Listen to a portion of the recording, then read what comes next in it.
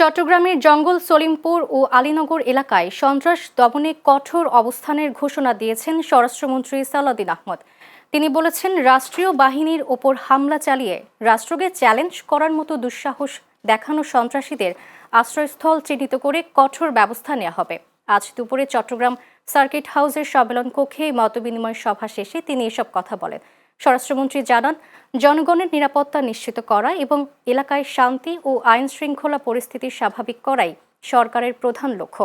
তিনি আরও জানান, আলীনগর ও জঙ্গল সলিমপুর এলাকার কোনো বাসিন্দাকে উচ্ছেদ করা হবে না, বরং তাদের পুনর্বাসনের ব্যবস্থা করা হবে। সভায় ভূমি ও পার্বত্য চট্টগ্রাম প্রতিমন্ত্রী মীর মোহাম্মদ হেলাল উদ্দিন, চট্টগ্রাম সিটি কর্পোরেশনের মেয়র ডাক্তার শাহাদাত হোসেন ও পুলিশের মহাপরিদর্শক মোহাম্মদ আলী হোসেন ফকির সহ অনেকেই উপস্থিত ছিলেন। আমরা এই জন্যই মিলিত হয়েছি যে দেশে আইনের শাসন প্রতিষ্ঠা করতে হবে কার্যকরভাবে, জনপ্রত্যাশা অনুযায়ী।